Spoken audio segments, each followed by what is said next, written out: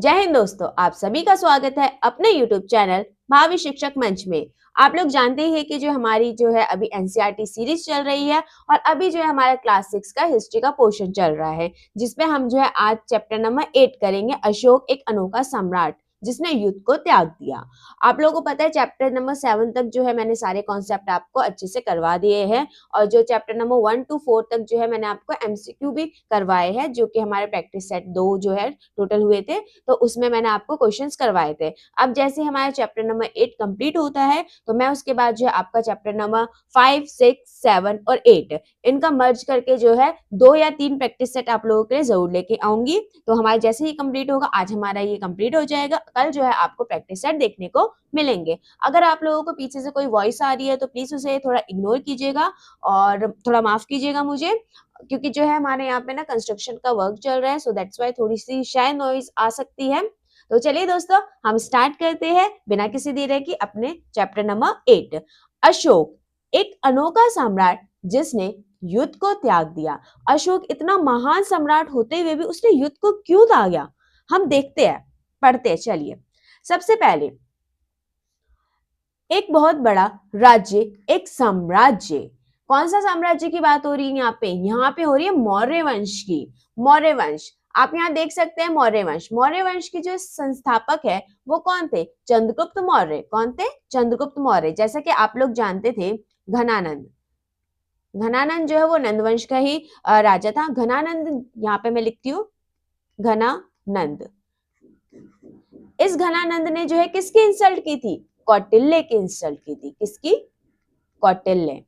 ये जो व्यक्ति है वो कौन है? कौटिल्य, जिन्हें हम चाणक्य नाम से भी जानते हैं और इन्हीं का एक और नाम है जो नाम है विष्णुगुप्त।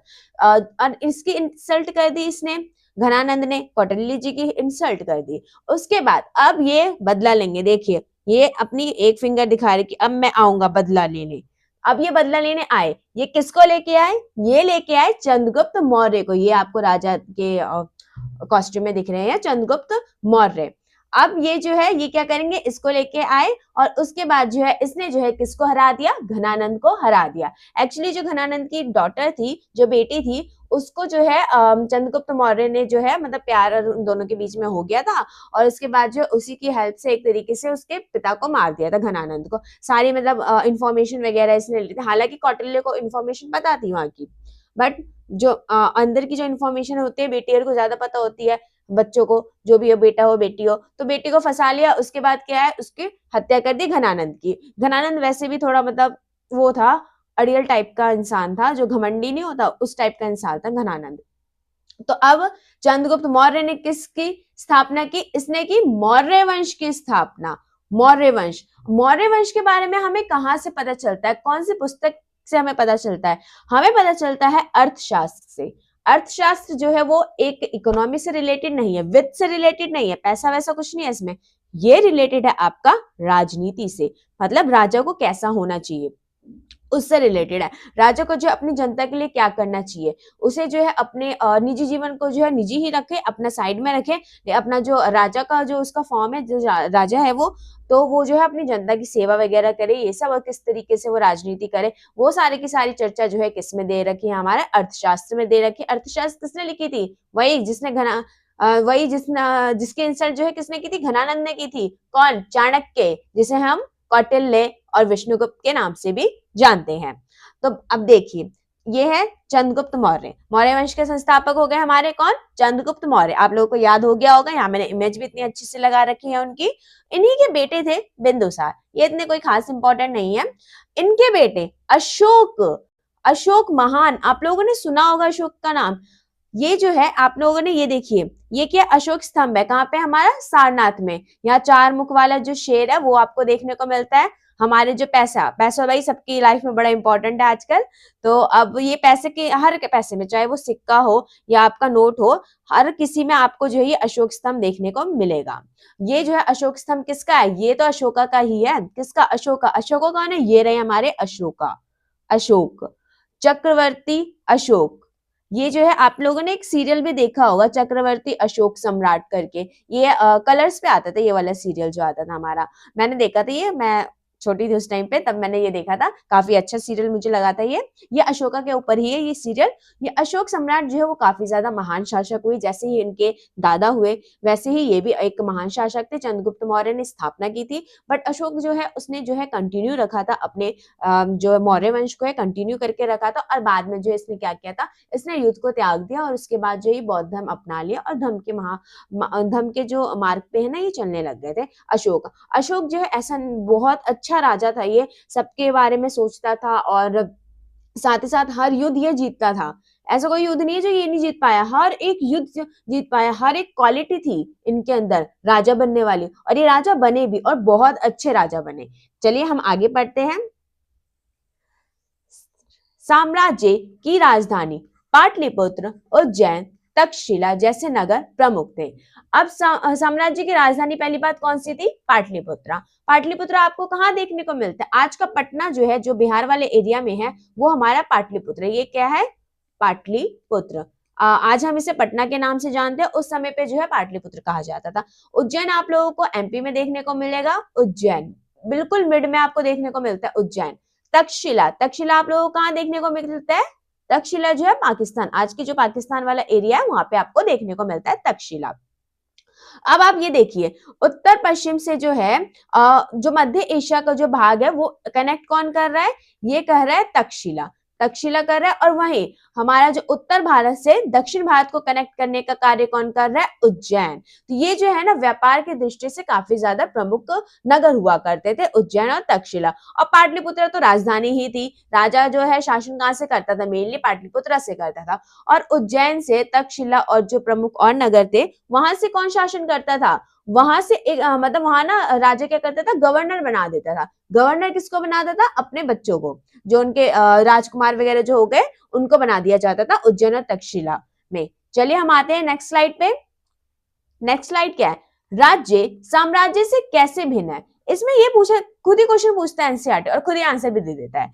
तो राज्य जो है, जो राज्य है वो साम्राज्य से कैसे भिन्न है? आपको तो ये देखिए नाम में आपको दिख रहा है छोटा है और ये बड़ा है, तो वैसे ही ना रियल में भी था कि जो राज्य होता था वो छोटा होता था और साम्राज्य जो होता था वो बड़ा होता था। इसके लिए जो है स्थायी सेना रखनी पड़ती थी, बड़ी सेना रखनी पड़ती थी, स्पेशली क्या रखनी पड़ती थी? बड़ी सेना रखनी पड़ती थी। अब बड़ी सेना रखेंगे भाई, कर चाहिए, टैक्स चाहिए, टैक्स तो चाहिए ही बड़ी सेना रखने के लिए, तो टैक्स जो है वो कलेक्ट किया जाता था।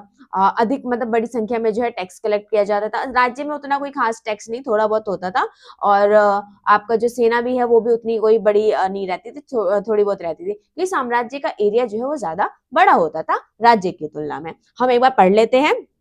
चूंकि साम्राज्य राज्यों से बड़े होते हैं, मैंने अभी आप लोगों को बताया, राज्य जो है वो छोटे होते हैं, साम्राज्य जो है वो क्या होते हैं? बड़े होते हैं। किससे? राज्यों से। और उनकी रक्षा के लिए बड़ी सेनाओं की जरूरत होती है। ऑब्वियसली अब बड़ा एरिया है तो उनके लिए सेना भी तो बड़ी ही चाहिए। अब ये मान लीजिए एक ये छोटा सा एरिया है, यही बड़ा एरिया, अब आप बताएं यहाँ पे आप 100 सेना लगाएंगे या यहाँ पे 100 सेना लगाएंगे? ऑब्वियसली ये एरिया बड़ा है, इसके लिए आप 100 सेना लगाएंगे, इसके लिए तो आपके 10 भी चल जाएंगे। तो आपको वैसे ही पता चल गया होगा, इजी है, बहुत ज्यादा इजी है, ये आपको समझ आ जाएगा एक ही बार में। इसलिए सम्राटों को राज्यों की तुलना में ज्यादा संसाधनों की जरूरत होती थी। ऑब्वियसली राजा जो राजा है उसको तो संसाधन भी ज्यादा ही चाहिए होंगे, सम्राट वालों जो साम्राज्य के जो राजा हो गए उनको। साम्राज्य में जो है सम्राट हुआ करते थे, राज्य में राजा हुआ करते थे, राज्य में राजा, साम्राज्य में सम्राट। जैसे अशोक, अशोक जो है वो सम्राट था, वो राजा नहीं था, वो सम्राट था। चंद्रगुप्त वो सम्राट था, ठीक है। तो अब देखते हैं, इसी कारण उन्हें बड़ी संख्या में कर इकट्ठा करना पड़ता था, अधिकारियों की जरूरत होती थी, कर इकट्ठा करने वाले अधिकारियों की जरूरत होती थी। टैक्स कलेक्ट जो है वो अधिक करना पड़ता था, अधिकारी इनको अधिक चाहिए होते थे भाई। अब ज्यादा टैक्स कलेक्ट करना है तो अधिकारी भी तो ज्यादा चाहिए, कम अधिकारी से कैसे वो कर सकते हैं टैक्स कलेक्ट? एरिया बड़ा होता था, क्या होता था? एरिया, एरिया बड़ा होता था।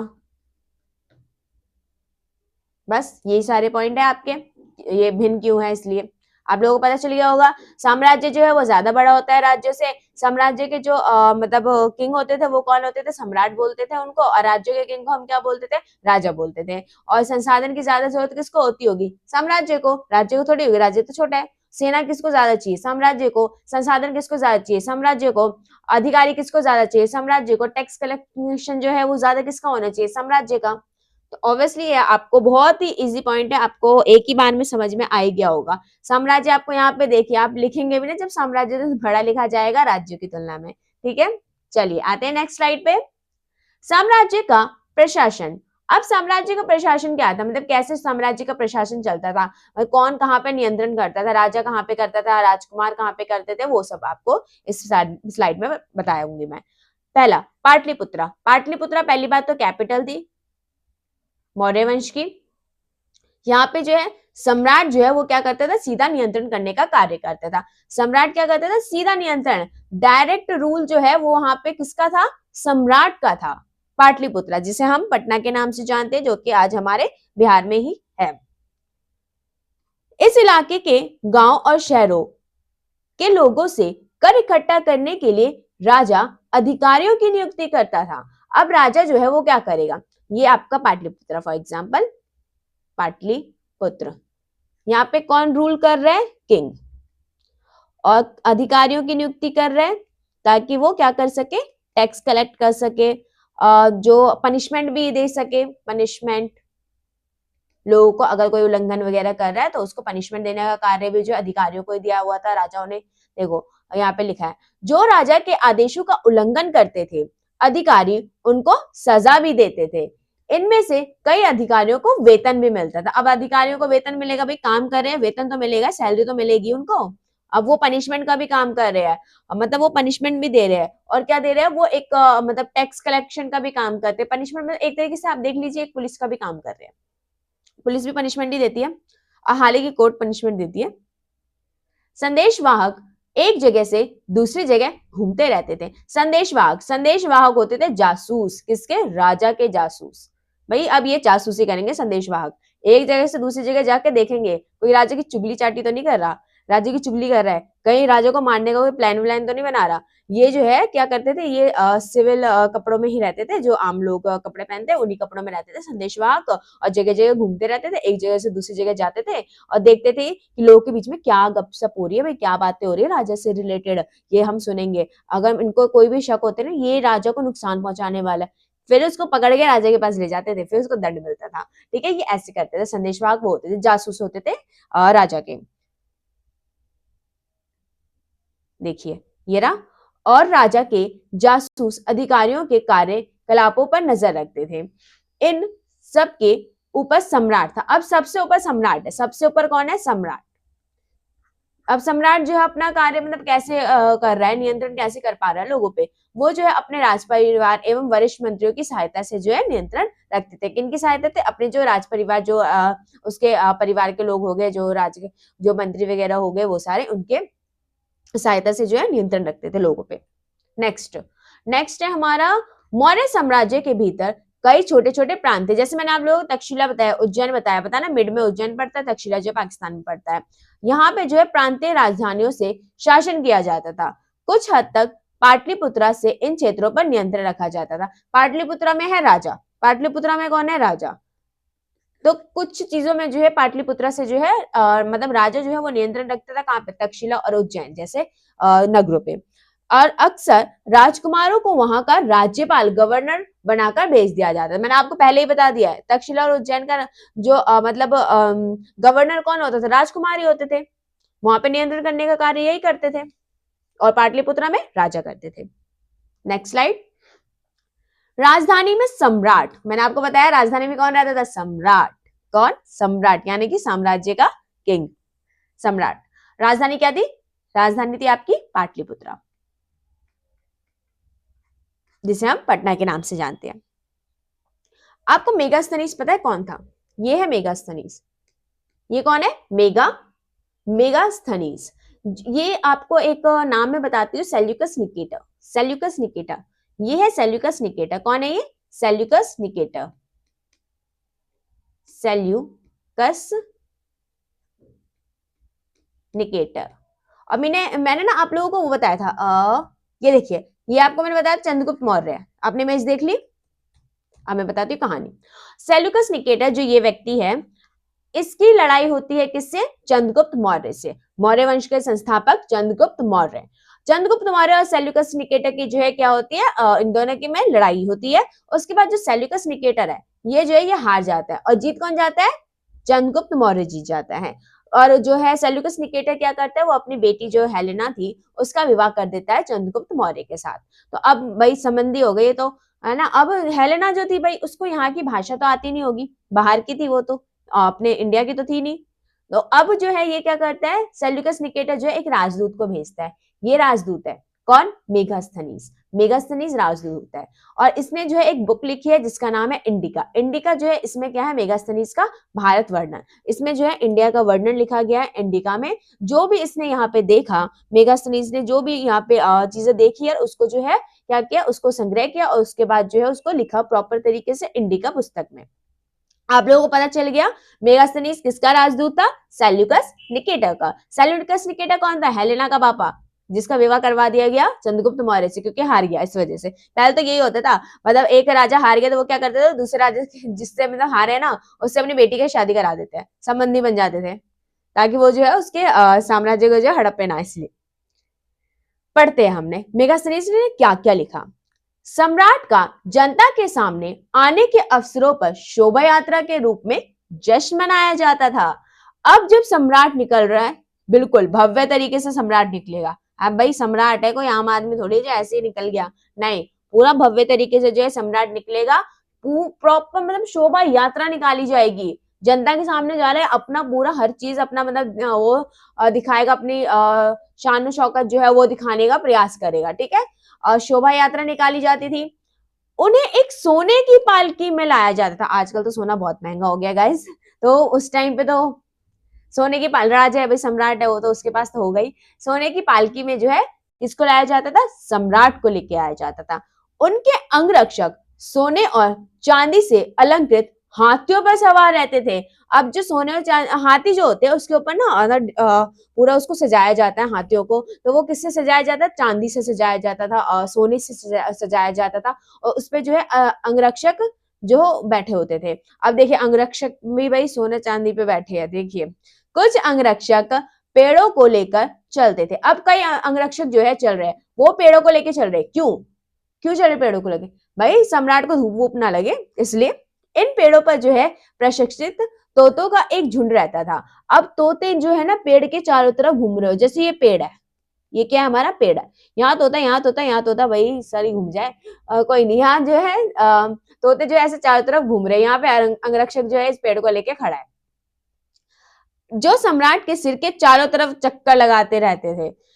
अब ये जो तोते हैं वो सम्राट के चारों तरफ क्या करेंगे? चक्कर लगाएंगे। ये हो गया सम्राट। ये देखो मैं इसके ऊपर ताज बना देती हूँ, ठीक है। ये चारों तरफ जो है तोते, प्रशिक्षित तोते जो है वो चक्कर लगा रहे हैं। मतलब वैसे आप इमेजिन कीजिए आपके सर के ऊपर कोई चारों तरफ चक्कर लगाए, कोई तोता, कोई भी पक्षी, आपका सर नहीं दुखेगा? मेरा तो दुख जाएगा गाइस। चलिए कोई नहीं, इनका नहीं दुखता होगा, इनको तो वही आदत होगी। राजा सामान्य हथियारबंद महिलाओं से घिरे रहते, सुरक्षा के लिए होता था, और जो हथियारबंद महिलाएं होती थी उनसे घिरे रहते थे प्रॉपर राजा। वे हमेशा इस बात से डरे रहते थे कि कहीं कोई उनकी हत्या करने की कोशिश ना करे। अब वही कोई जनता में कोई ऐसा व्यक्ति भी तो हो सकता है जो सम्राट की हत्या कर दे, तो इसलिए जो है इतनी सिक्योरिटी वगैरह रहती थी। उनके खाना खाने के पहले खास नौकर उसे खाने को चखते थे। अब पता है क्या होता था, अब ये राजा है, इसको खाना मिला, दाल चावल रोटी जो भी ये चीजें सब कुछ मिली।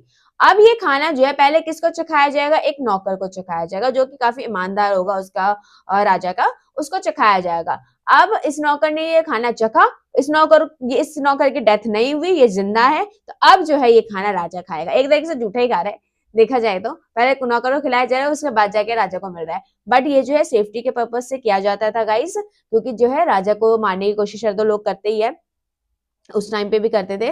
तो इस वजह जो है सेफ्टी के पर्पज से पहले खाना जो है नौकर को खिलाया जाएगा। नौकर को अगर कुछ नहीं होता है तो वो खाना जो है फिर राजा को खिलाया जाता है। वे लगातार 2 रातें एक कमरे में नहीं सोते थे। अब यहाँ पे एक कमरा है, एक रात तो यहाँ सो गया, अब दूसरी रात भी सो सकता है, मतलब दूसरी नहीं सोता था, फिर दूसरे कमरे में सोता है, मतलब जगह ये चेंज करता रहता है, एक जगह पे वो ज्यादा टाइम तक नहीं सो सकता था, एक रूम में जो है ज्यादा टाइम तक नहीं सोता। अब मान लीजिए एक ही दिन मतलब एक रूम में जो है वो 5 दिन तक सो गया, भाई उस सबको पता चल जाएगा ना 5 दिन इस रूम में रहे, छठे दिन आके कोई भी आके मार सकता है। इसलिए एक दिन किसी कमरे में, एक दिन किसी दूसरे कमरे में, एक दिन किसी तीसरे कमरे में, ऐसे सोता था ताकि किसी को पता ना चले कि राजा कौन से रूम में सोया हुआ है। इसलिए सेफ्टी के पर्पज से ये सारी चीजें होती थी। ये जो है मेगास्थनीज ने लिखा है। मेगास्थनीज कौन था, किसका राजदूत था? सेल्यूकस निकेटर का राजदूत था। और मेगास्थनीज की जो पुस्तक है वो थी इंडिका। अशोक एक अनोखा सम्राट। अशोक जो है एक अनोखा सम्राट। अनोखा क्यों बोला जा रहा है वो मैं आपको आगे बताऊंगी। अशोक ऐसे पहला शासक थे जिन्होंने अभिलेखों द्वारा जनता तक अपने संदेश पहुंचाने की कोशिश की। अभिलेख क्या होते हैं? अभिलेख जो है वो कठोर धातु पे या फिर पत्थर पे जो है उकेरे जाते थे, नियम वगैरह सब कुछ उकेरे जाते थे। कोई संदेश देना है राजा को तो वो उस पे जो है उकेर उकेर के उस पे लिखा जाता था, और ताकि लोग जो है उसे पढ़ सके। इस वजह से अशोक के ज्यादातर अभिलेख जो कौन सी भाषा में आपको देखने को मिलते हैं? प्राकृत भाषा, क्योंकि आम लोगों की भाषा हुआ करती थी, और आपको ब्राह्मणी भाषा में भी देखने को मिलते हैं अशोक के अभिलेख। अभिलेख जो है अशोक क्यों लिखवाता होगा? क्यों भाई, वो क्यों संदेश मतलब पहुंचाना चाहता है लोगों पे? ताकि लोग जो है उस चीजों को फॉलो कर सके। जैसे कि मान लीजिए अशोक ने एक अभिलेख छापा, ठीक है, इसमें लिख दिया कि अगर कोई भी इंसान जो है वो किसी लड़की के साथ छेड़छाड़ करता है तो उसको मृत्युदंड दिया जाएगा। अब ये इसने उकेर दिया, किस पे? अभिलेख पे उकरवा दिया। अब उसके बाद ये व्यक्ति है, ये इसको पढ़ेगा। अब इसने पढ़ लिया कि भाई अगर मैंने किसी लड़की के साथ छेड़छाड़ की तो मुझे राजा जो है मौत की सजा सुना देगा, फांसी पे लटका देगा। तो ये क्या करेगा? ये छेड़छाड़ नहीं करेगा। वैसे ही ये चीजें होती थी कि ताकि जो है लोग संदेशों को पढ़ सके, नियमों को फॉलो कर सके, इस वजह से। और कुछ अच्छी चीजें जैसे राजा जो है कोई जीत के आया है तो वो भी अभिलेख पे लिखवाया करते थे। और या फिर जो है ये भी लिखवाते थे कि लोगों को जो है सबका सम्मान करना चाहिए, सबको एक साथ रहना चाहिए बिना किसी भेदभाव वर्ग के, पशुओं को जो है वो नहीं मारना चाहिए। इस टाइप की चीजें लिखवाया करते थे, और ताकि जो है लोग उस चीज को फॉलो कर सके। आगे पढ़ते हैं। अशोक का कलिंग युद्ध। कलिंग युद्ध कब होता है अशोक का? ये होता है आपका 261 ईसा पूर्व। 261 ईसा पूर्व जब अशोक राजा बना था उसके 8 साल के बाद। जो हमारा कलिंग है वो कहाँ पे? आज के उड़ीसा में। आज हम उसे उड़ीसा नाम से जानते हैं। उड़ीसा को जो है पहले प्राचीन नाम जो था वो क्या था? हमारा कलिंग था। पता है कलिंग का ना एक नियम होता था। क्या होता था कलिंग का नियम?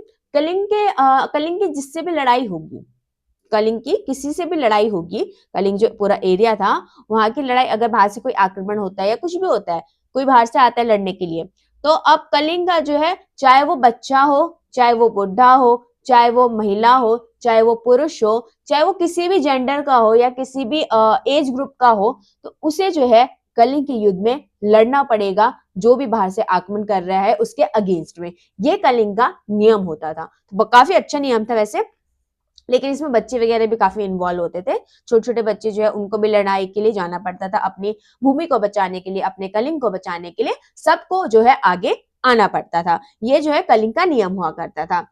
अब अशोक ने क्या किया? अशोक ने जो है इस भूमि को जीतने के लिए, यहाँ पे जो है हाथी वगैरह हुआ करते थे ज्यादा, तो इसको जीतने के लिए इसने क्या किया? अशोक ने जो है आक्रमण कर दिया कलिंग पे।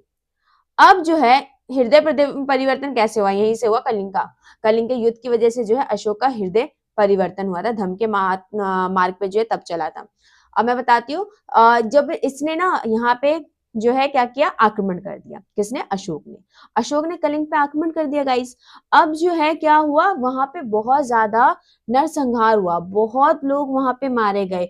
बच्चे, छोटे छोटे बच्चे थे, बड़े थे, बुजुर्ग थे, हर व्यक्ति वहां पे जो था, यहाँ पे सब लड़ रहे थे, और इतना खून खराबा हुआ, काफी मतलब लोग यहाँ मारे गए। छोटे छोटे बच्चे मारे गए, महिलाएं मारी गई, पुरुष मारे गए, आपके जो है जवान पुरुष हो गए, महिलाएं हो गई, बच्चे हो गए, आपके जो बुजुर्ग हो गए, वो सब लोग यहाँ पे काफी सारे यहाँ पे क्या हुए? मारे गए। किस वजह से? अशोक को जो है ये जीतना था, इस वजह से कलिंग को जीतना था इसलिए। अब अशोक जो एक कहानी आपको मिलती है, अशोक जो है एक छोटा बच्चा होता है, वो शायद ना 1 साल का होगा, एक कोई बच्चा कलिंग का बच्चा था वो, कलिंग जो वो प्रदेश था, वहाँ का एक बच्चा था छोटा-सा। उसकी मम्मी ना सामने मरी हुई थी, उसके पापा भी सामने मरे हुए थे। वो बच्चा बैठा हुआ था और उसके बाद मतलब वो बहुत ज़्यादा बिलख-बिलख के रो रहा था क्योंकि युद्ध में जो उसके मम्मी-पापा मारे गए, उसी युद्ध भूमि की बात बता रही हूँ मैं आप लोगों को। तो उसके बाद जो है अशोक वो उसकी तरफ हाथ बढ़ाया तो वो ना दूसरी तरफ भागने लगा वो बच्चा। अशोक से डर के वो क्या करने लगा, दूसरी तरफ भागने लगा। अशोक जो उसकी हेल्प करना चाह रहा था, पानी-वानी पिलाना चाह रहा होगा। तो अब जो है क्या हुआ, अब उसके बाद जो है वो मतलब डर के मारे वो मतलब पीछे हटने लग गया, वो बच्चा भागने लग गया और उसके बाद जो है ना पीछे से एक तीर आता है, उस छोटे बच्चे को लग जाता है। अब उसके सामने अशोक के डायरेक्ट सामने ही वो बच्चा मरता है, बिल्कुल डायरेक्ट सामने पीछे से इतना छोटा बच्चा किसी के सामने मरेगा तो मतलब हृदय में बिल्कुल वो हो जाता है ना, मतलब ये क्या हो गया, कैसे हो गया ये चीज़। तो अशोक को ना उस टाइम पे ये लगा कि बस मैंने इस भूमि के लिए जो है इतने लोगों को मरवा दिया, इतने लोग मारे गए इस भूमि की वजह से। उसके बाद इसका जो है क्या हुआ, हृदय जो है परिवर्तित हो गया पूरी तरीके से। इसने जो है क्या किया, युद्ध को त्याग दिया। अब मैं लड़ाई नहीं लड़ूँगा, मैं अब बिल्कुल भी युद्ध वगैरह कुछ भी नहीं करूँगा, मैं सिर्फ धर्म के मार्ग पे चलूँगा, शांति के मार्ग पे चलूँगा। सबको सिखाऊँगा कि लोगों को जो है भेदभाव नहीं करने चाहिए, सबको मिल-जुल के रहना चाहिए, शांति से रहना चाहिए, एक-दूसरे का आदर करना चाहिए, सम्मान करना चाहिए। अशोक ने फिर ये चीज़ ठान ली कि अब मैं युद्ध नहीं लड़ूँगा। क्योंकि इसने कलिंग का युद्ध जो है इसका लास्ट युद्ध माना जाता है और इसके बाद जो है इन्होंने कोई भी लड़ाई नहीं लड़ी, सिर्फ इन्होंने जो है बौद्ध धर्म को अपना लिया और आगे जो है फिर अपना जो उसी के मार्ग पे लोगों को भी जो है वो शिक्षा वगैरह देना शुरू कर दिया अभिलेखों के माध्यम से, ठीक है। चलिए आते हैं नेक्स्ट स्लाइड पे। अशोक का धम्म। अशोक कदम धम्म महामात्र नाम के अधिकारियों की नियुक्ति की जो जगह जगह जाकर धम्म की शिक्षा देते थे। अशोक ने जो है धम्म महामात्रों की जो है नियुक्ति की, जो क्या करते थे, जगह जगह जाते थे, लोगों को जो है धम्म से रिलेटेड जो है एजुकेशन दिया करते थे, लोगों को बताते थे कि धम्म जो है काफी अच्छा है, आप लोगों को इसे जो है मतलब अपने जीवन में उतारना है। अशोक ने धम्म के विचारों को प्रसारित करने के लिए सीरिया, मिस्र, ग्रीस, श्रीलंका में भी दूत भेजे। श्रीलंका में तो इन्होंने अपने बेटे बेटी को ही भेज दिया था। उन्होंने सड़कें बनवाई, कुएं खुदवाए और विश्राम गृह बनवाए। इसके अतिरिक्त उन्होंने मनुष्य व जानवरों की जो है चिकित्सा की व्यवस्था की। मनुष्य और जानवरों की जो है चिकित्सा की भी व्यवस्था की थी, हॉस्पिटल की व्यवस्था की थी। नेक्स्ट आते हैं हम अपनी प्रजा के लिए अशोक के संदेश। अब संदेश क्या थे अशोक के, अभी लोग कोई संदेश लिखवाता था ना, वो क्या थे, लोग विभिन्न अवसरों पर अनुष्ठान करते हैं। उदाहरण के लिए जब वे बीमार होते हैं, जब उनके बच्चों का विवाह होता है, बच्चों का जन्म होता है, जब यात्रा शुरू होती है, तब वे तरह तरह के अनुष्ठान करते हैं। आप लोगों को पता होगा, आपका बर्थडे है, आपकी शादी है या कुछ भी है, मतलब विवाह हो गया, आपका जन्मदिन आया या जो भी चीजें आपके हैं, तो आप जो है बड़ी बड़ी पार्टियां करते हैं। ये उन्होंने कहा, इन्होंने बताया कि लोग जो है बहुत बड़ी बड़ी पार्टियां करते हैं। ये कर्मकांड किसी काम के नहीं। अशोक कहता है कि ये कर्मकांड जो है किसी भी काम के नहीं है। इसके बदले आपको क्या करना चाहिए, यदि लोग दूसरी रीतियों को माने या वह ज्यादा फलदायी होगी, मतलब दूसरे की जो है रीतियों को माने, ये उनके अन्य प्रकार की रीतियां क्या, अब रीतियां होती क्या ये बताते हैं। ये है अपने दासों और नौकरों के साथ अच्छा व्यवहार करना, बड़ों का आदर करना, सभी जीवों पर दया करना और ब्राह्मणों और श्रमणों को दान देना। इनका ये मानना था कि जो है दास हो गए, वो नौकर हो गया, आपका कोई दास है, आपका कोई नौकर है, तो उसके साथ आप अच्छा व्यवहार कीजिए, आप क्रूर व्यवहार उसके साथ ना कीजिए। बड़ों का आप लोगों को क्या है, सम्मान करना है, आदर करना है, जीवों से जो है आपको प्यार करना, उनके लिए दया, और जो ब्राह्मणों को जो है आपको दान देना, ये माना करते थे। अपने धर्म की प्रशंसा या दूसरे के धर्म की निंदा करना दोनों ही बात गलत। अब ये नहीं कि मतलब मेरा धर्म महान, दूसरे का धर्म कुछ नहीं, ये चीज आपको नहीं करनी है। ये अशोक ने बिल्कुल मना किया था। हर किसी को दूसरे धर्म का आदर करना चाहिए। अभी भी आप स्कूल्स वगैरह में आपको सिखाया जाता है कि हमें ना दूसरे धर्म को आदर करना चाहिए, सबको सम्मान देना चाहिए। यदि कोई अपने धर्म की बड़ाई दूसरों की बुराई करता है तो वास्तव में वो अपने धर्म का ही नुकसान पहुंचा रहा है। अगर आप ना अपने धर्म की बढ़ाई कर रहे, दूसरे की बुराई कर रहे, मतलब आप तो यही कर रहे हैं ना कि दूसरे की बुराई करने के बाद ही आपका धर्म जो है वो बड़ाई दिख रही है। आप वैसे आपके धर्म में कोई बड़ाई नहीं है, इसका मतलब तो यही हुआ। आपको जो है अपने धर्म की बड़ाई करनी है, कीजिए, बिल्कुल कीजिए, लेकिन दूसरे की बुराई करके मत कीजिए, कभी भी नहीं। ये चीज इन्होंने बोला कि आपके ही धर्म का नुकसान होगा। लोग सोचेंगे अरे यार ये तो ऐसे ही बोलता रहता है, दूसरे के मामले फालतू बोलता रहेगा और अपनी ही बस बड़ाई करते का। तो ये क्या है, आपके ही धर्म का नुकसान होता है।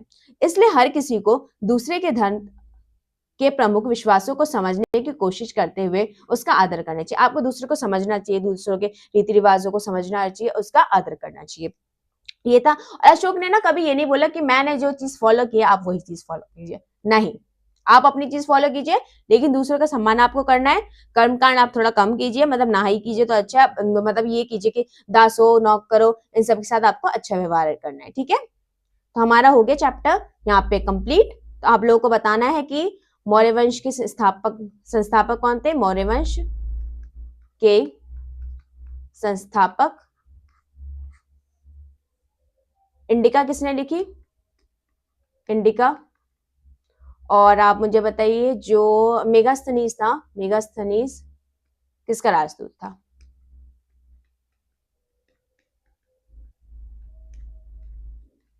तो ये राजदूत था सेल्यूकस निकेटर। इंडिका जो है मेगास्थनीज ने इंडिका लिखी थी। मौर्य वंश के संस्थापक चंद्रगुप्त मौर्य। चलिए, तो thank you so much guys, आप लोगों का, आपने पूरी वीडियो देखी और मुझे उम्मीद है कि आपको अच्छे से समझ में आया होगा। तो आप लोग जो है चैनल को लाइक, सब्सक्राइब और बेल आइकन दबाना बिल्कुल ना भूले, और साथ ही साथ आप शेयर करना ना भूले। तो चलिए दोस्तों, हम ना अब नेक्स्ट वीडियो में मिलेंगे जिसमें हम प्रैक्टिस सेट करेंगे 4 चैप्टर का, 5, 6, 7 और 8 का। किस किस का, चैप्टर 5, 6, 7, 8, 2 प्रैक्टिस सेट आएंगे। कब का, फ्राइडे एंड सैटरडे, ठीक है। तो अब हम प्रैक्टिस सेट में मिलेंगे। मुझे उम्मीद है आपको सारे चैप्टर्स अच्छे से समझ में आ रहे होंगे। आपका कोई सजेशन होगा तो प्लीज आप लोग जो है मुझे कमेंट बॉक्स में बताइएगा। और अगर आपको मेरी वीडियो थोड़ी भी हेल्पफुल लग रही है तो प्लीज चैनल को जो है लाइक, सब्सक्राइब, शेयर करना ना भूलें, और बेल आइकन आप दबाएंगे तो आप ही का फायदा है। आपको अगले जो टॉपिक होगा या जो भी प्रैक्टिस सेट होगा तो उसकी नोटिफिकेशन आप लोगों को मिल जाएगी, ठीक है। चलिए दोस्तों, मिलते हैं नेक्स्ट वीडियो में। प्रैक्टिस सेट में हम मिलेंगे, जो हमारा 3rd नंबर का प्रैक्टिस सेट होगा उसमें मिलते हैं। तो चलिए दोस्तों, जय हिंद।